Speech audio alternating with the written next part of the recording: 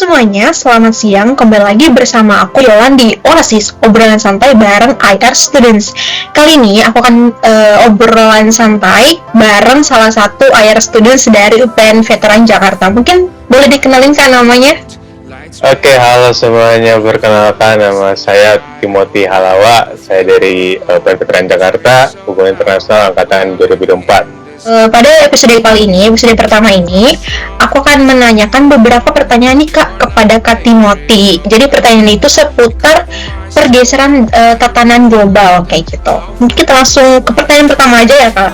Yang pertama itu, menurut Kakak, sebenarnya tatanan global itu seperti apa sih Kak? Dan juga bagaimana cara kerjanya, dan kenapa itu penting banget buat negara-negara di dunia? Oke, mungkin kita perlu melihat dulu kenapa tatanan global itu bisa ada di dunia dan mengapa kita bisa masuk ke konsep tatanan global. Jadi tidak bisa ditolak realitanya bahwa dunia ini ada negara-negara yang memiliki kekuatan lebih besar dari negara-negara lain. Nah, negara-negara dengan kekuatan besar ini mereka memiliki bagaimana mengatakannya, suatu kekuatan untuk bisa memengaruhi, memaksa negara-negara lain, entitas lain untuk melakukan kemauan mereka gitu. Nah, itu sebabnya kemudian muncullah konsep tatanan global ini. Artinya, tatanan global ada hierarki tertentu antara negara-negara yang kuat dengan negara-negara yang dipengaruhi. Itu yang kita maksud dengan tatanan global. Tatanan global saat ini itu fungsinya khususnya untuk mengatur dunia. Bagaimana mengatur, apa maksudnya mengatur dunia? Bagaimana mengatur dunia dalam arti seperti menentukan aturan-aturan, normatif-normatif, dan salah satu perwujudannya mungkin adalah PBB. Dan itu diciptakan oleh tatanan dunia yang saat ini dipegang oleh Amerika Serikat, yang kemudian diimplementasikan ke dalam PBB dengan normatif-normatif yang dia miliki, yang dia anut. Nanti itu bisa kita bahas lebih lanjut lagi. Tapi secara sederhananya tatanan global itu menyatakan bahwa dunia memang ada hierarki atau ada perbedaan antara negara-negara yang memiliki kekuatan lebih besar dengan negara-negara yang bisa dipengaruhi. Gitu. Oke, baik. Jadi di sini tatanan global di sini menurut Kakak bahwa ada yang namanya hierarki, di mana dunia sekarang memiliki perbedaan antara negara-negara yang memiliki great power dan juga negara-negara yang tidak memiliki great power. Oke, di sini kita lanjut ke pertanyaan kedua. Pertanyaannya itu adalah, nah sekarang kan kita ini tahu tentang tatanan global seperti yang Kakak sampaikan tadi. Lalu kenapa sih Kak orang-orang di sini mengatakan bahwa tatanan global itu sekarang lagi bergeser? Emangnya apa sih Kak yang berubah dari tatanan global tersebut? Oke. Nah, sepertinya baik kalau kita melihat bagaimana tatanan global sekarang ini tuh terbentuk secara singkatnya aja. Jadi, aku agak sedikit mengutip yang dikatakan, bukan mengutip sih, menjelaskan kembali apa yang dijelaskan oleh wakil presiden kita yang pertama, yaitu Muhammad Hatta, di dalam artikel Darurat Rakyat, yang menjelaskan bahwa lebih baik pada masa itu yang berkuasa atas dunia, yang memenangkan perang bukanlah blok poros, yaitu yang terdiri antara Jerman, Italia, dan Jepang pada masa itu, tetapi lebih baik dimenangkan oleh kekuatan sekutu, blok sekutu, yaitu negara-negara Amerika Serikat dan Eropa. Mengapa? Kemudian Muhammad Hatta menjelaskan kenapa hal itu lebih baik bagi dunia pada masa itu, karena jika kita dikuasai oleh fasisme, kekuatan fasisme itu selanjutnya nanti akan memunculkan normatif-normatif yang berbau fasisme, dan itu akan menimbulkan efek-efek represif bagi dunia. Nah, makanya kemudian ketika Amerika Serikat dan kubu-kubunya dari blok barat itu memenangkan perang, mereka memberikan sebuah normatif ke dunia yang lebih korporatif, liberal lah, nilai liberal ke dunia, sehingga memberikan kayak ke negara-negara kolonial kebebasan, kemerdekaan, dan hukum internasional dan sebagainya yang menurut Muhammad Hatta itu lebih baik bagi dunia, bagi keberlangsungan dunia. Itu untuk sejarah singkatnya kenapa kita bisa kemudian muncul ke tatanan dunia sekarang gitu, tatanan yang dikatakan tatanan liberal international order. Kita sampai ke tatanan ini sekarang. Nah, sebab itu kemudian terjadi lagi pergeseran sama seperti kejadian tatanan saat LOI ini kemudian muncul. Artinya ada pergeseran kekuatan tadi seperti yang kita sampaikan bahwa ada negara yang memiliki great power, ada negara yang terpengaruhi, dan ini terus berganti-ganti. Dan saat ini salah satu yang mengatakan tatanan dunia sedang berubah adalah Amitav Arkarya. Amitav Arkarya memandang bahwa tatanan dunia sekarang ini yang dipegang oleh negara-negara Amerika Serikat, negara-negara Barat itu sudah bergeser karena mereka nggak memiliki persatuan lagi. Seperti yang kita tahu Kak, Trump sekarang kan nggak memandang lagi teman-temannya itu sebagai aliansi, tetapi apakah mereka memberikan keuntungan gitu. Jadi apakah mereka memiliki hubungan yang timbal balik dengan AS atau tidak, dan tidak memandang itu aliansi, persahabatan, hubungan diplomatik, itu nggak dipandang oleh Trump, tetapi memandangnya secara apa yang bisa diberikan dan tidak. Oleh sebab itu makanya kemudian kan Trump keluar dari USA, keluar dari berbagai hal yang sebenarnya hal-hal yang berbau diplomatik gitu. Dia lebih fokus kepada bisnis. Itulah kemudian yang disimpulkan dikatakan oleh Amitav Arkarya, mengindikasikan bahwa sekarang tatanan dunia yang kita sebut liberal international liberal order itu melemah karena aliansi di negara-negara barat itu sudah hancur. Nah, ketika ini melemah, maka ada juga nih kekuatan lain nih, great power lain selain AS, yaitu ada Rusia dan ada juga China. Tetapi yang lagi menonjol sekarang ini adalah China, karena dia sudah memberikan banyak pengaruh di banyak kawasan, mulai dari Afrika, mulai dari Asia Tenggara, dan berbagai macam lagi. Dan memang rivalitasnya sudah banyak. Dan memang ya, rivalitas antara China dan Amerika Serikat itu sebenarnya sudah berjalan udah sangat lama sebenarnya. Tetapi kenapa kemudian baru bergeser sekarang? Kenapa dikatakan baru bergeser sekarang tatanan global? Karena tadi sekarang ini AS itu sudah pecah koalisinya, pecah hubungan diplomatiknya dengan dengan negara-negara barat lain yang menciptakan global order tadi. Begitu Kak, kurang lebih. Oke, baik. Penjelasan sangat informatif sekali ya teman-teman. Lalu ngomong-ngomong soal Amerika nih Kak, sebagai the great power yang bisa dikatakan dalam tanda kutip negara yang memiliki kekuatan atas dunia saat ini, menurut Kakak nih bagaimana sih peran Amerika Serikat dan juga di sini dilihat dari kebijakan tarifnya dengan slogan Make America Great Again sampai ketegangannya sama Uni Eropa dan juga China, dan apakah itu semua menunjukkan pergeseran atau enggak Kak?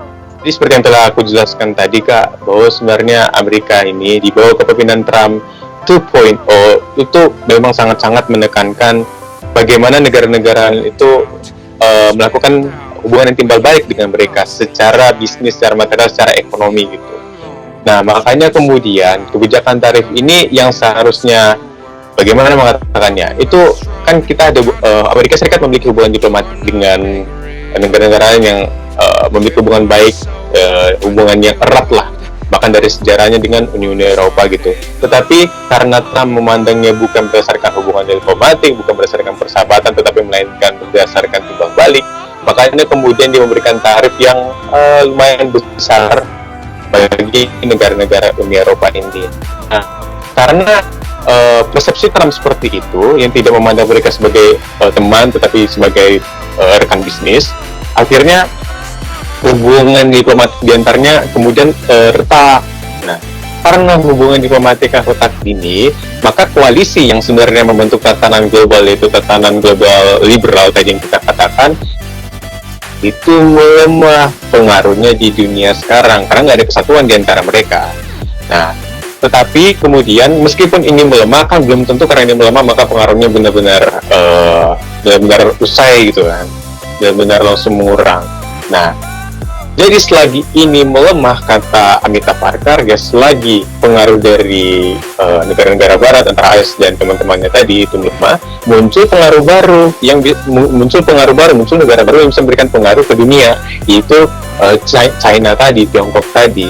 Nah, China itu memainkan perannya dengan cara-cara seperti memberikan bantuan ekonomi, dan terakhir ini kabar yang aku dengar, China itu bahkan membentuk sebuah lembaga internasional, sebuah badan internasional, organisasi internal untuk membuat pengaruh Cina semakin besar di kawasan, setidaknya kawasan timur, di bagian timur dunia atau di global south dunia. Dengan IOMT ini sering dibandingkan dengan pengadilan-pengadilan internasional lain yang diinisiasikan oleh Barat seperti PCA dan kemudian ada ICC gitu. Nah, itulah mengapa kita kemudian bisa mengatakan bahwa sebenarnya tatanan dunia yang dari awal ada tatanan liberal order dengan melemahnya hubungan Amerika Serikat atau koalisi negara-negara Barat, pengaruhnya kemudian juga melemah dan juga muncullah pengaruh baru. Itulah kemudian kita katakan bahwa tatanan global sekarang sedang bergeser. Itu Kak, peran-peran masing-masing. Oke, baik. Jadi di sini ada banyak sekali ya faktornya mengapa tatanan global sekarang itu bergeser dari pengaruh China, pengaruh Amerika Serikat juga. Lalu pertanyaan berikutnya nih Kak, kalau misalnya dunia sekarang ini sedang berubah, tatanan global sekarang ini sedang bergeser, pasti tentunya kita ini nggak bisa diem aja kayak gitu. Dan menurut Kakak, karena kita ini menjadi salah satu negara yang tergabung dalam ASEAN, apakah kawasan seperti di kawasan Asia Tenggara ini punya potensi buat jadi suatu kekuatan normatif baru yang nggak cuma ngikutin nih Kak, tapi juga bikin aturan mainnya sendiri? Baik. Nah, jadi sangat menarik, dan khususnya makanya aku juga tertarik untuk melakukan studi tentang Asia Tenggara ya. Karena Asia Tenggara ini dalam inti mereka, intra ASEAN-nya aja itu normatif-normatif yang mereka tanamkan di antara mereka itu berjalan cukup bagus. Nah, jika kita sedikit melihat sejarah dari ASEAN, itu ada setidaknya 3, dan ini aku kembali lagi ke Amita Farkara yang menjelaskan ada 3 normatif yang berhasil diterapkan di ASEAN. Itu penyelesaian disputasi tanpa kekerasan, tanpa militer atau hard power, dan kemudian autonomi regional, dan ketiga The ASEAN Way atau cara diplomatis yang informal gitu. Dari tiga normatif yang terbentuk di kawasan Asia Tenggara atau di antara negara-negara ASEAN ini sendiri, itu sebenarnya bisa diterapkan secara global, secara dunia, atau setidaknya di kawasan-kawasan yang berdekatan dengan Asia Tenggara itu sendiri. Dan ini memang sudah pernah dicoba dan sedang lagi diusahakan supaya normatif yang ada di ASEAN itu diterapkan kepada kawasan sekitarnya, tetangga ASEAN gitu kan. Nah, mungkin beberapa forum yang sudah menerapkan ini adalah forum-forum yang diinisiasi oleh ASEAN, yaitu ARF.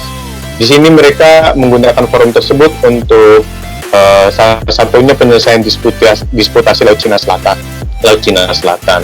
Nah, di situ mereka menerapkan tiga norma-norma yang tadi aku sebutkan.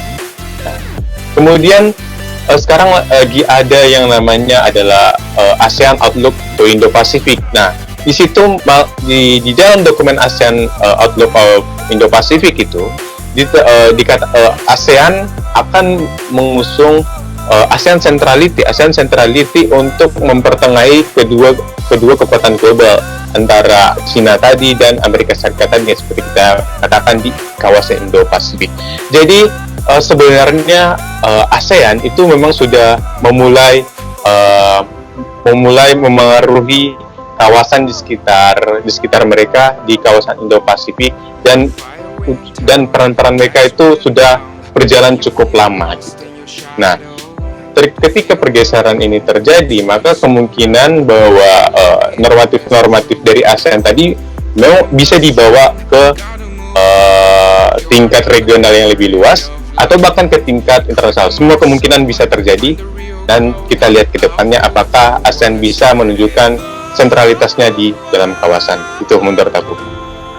Oke, baik. Jadi di sini pada intinya negara-negara yang bergabung dalam ASEAN maupun ASEAN di sini sebagai organisasi regional itu memiliki suatu kekuatan normatif ya Kak, untuk dapat istilahnya mengatasi tatanan global atau pergeseran global yang ada saat ini. Oke, baik. Sekarang kita langsung ke pertanyaan bonus Kak kali ini, pertanyaan bonus. Jadi di sini aku mau tahu sebenarnya pendapat kakak sebagai IR students dilihat dari perspektif kakak sendiri saja mengenai sesuatu yang lagi trending ini Kak. Mungkin kakak udah tahu perang antara yang baru-baru ini terjadi, ada gencatan nuklir dari Iran, yaitu perang Iran dan Israel. Dari perspektif kakak ini, bagaimana sih Kak korelasi dengan negara-negara great power dalam perang ini? Kayak gitu. Oke, sejujurnya aku masih belum terlalu menggali bagaimana pengaruh-pengaruh, bagaimana negara-negara lain itu mempolitisasi perang yang sedang terjadi sekarang antara Iran dan Israel. Karena ini masih cukup baru, jadi aku masih belum bisa mencari sebuah kesimpulan dan masih mencari-cari tahu apa yang bisa kita ambil dari peristiwa atau fenomena yang sedang terjadi sekarang ini.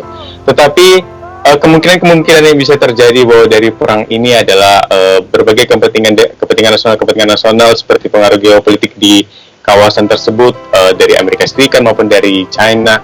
Tapi sepertinya China nggak terlalu banyak mengambil ya di sini. Itu lebih kebanyakan ke Amerika Serikat yang mengambil peran di kawasan ini. Mungkin untuk kedepannya bagaimana mengatakannya, tidak terlalu jujur karena aku tidak terlalu masih belum terlalu tahu apa yang bisa diambil dari perang ini sendiri selain karena aku mencoba mengerti itu selain yang sedang diterangkan oleh media-media mainstream sekarang ini. Oke, baik. Mungkin sebelum kita penutup nih Kak, aku ada satu pertanyaan lagi. Mungkin Kak ada pesan kepada para anak-anak hubungan internasional, maksud saya mahasiswa hubungan internasional yang sekarang mungkin lagi meneliti tentang tatanan global bergeser ataupun perang Israel dan Iran dan penelitian tentang kondisi dunia saat ini, adakah pesan-pesan dari kakak kepada mereka? Oke, sebenarnya karena aku juga mahasiswa baru, jadi belum terlalu banyak pengalaman di dalam studi hubungan internasional ya. Bukan mahasiswa baru juga sih, jatuhnya udah cutting sekarang kan. Oke, cutting, oke.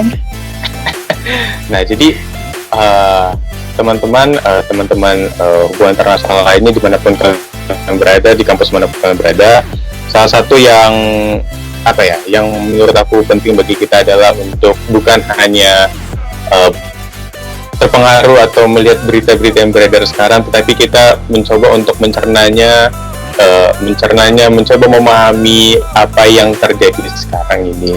Belajarlah, kita harus belajar tidak hanya dari berita tetapi dari belajar formal, yaitu dari buku-buku yang ada. Memahami teori itu bukan hanya sekedar teori tapi membantu kita untuk melihat bagaimana yang terjadi sekarang. Karena teman-teman tidak bisa dipungkiri bahwa media-media mainstream itu memiliki ideologi masing-masing, memiliki pesannya masing-masing dan memiliki tujuan masing-masing, jadi jangan sampai dipengaruhi oleh media-media mainstream tersebut. Jadi milikilah pendidikan kita sendiri, marilah kita memiliki idealisme kita sendiri terkait dunia ini. Kalau aku sendiri, mari kita mengharapkan yang terbaik untuk perdamaian dunia. Itu sih deh.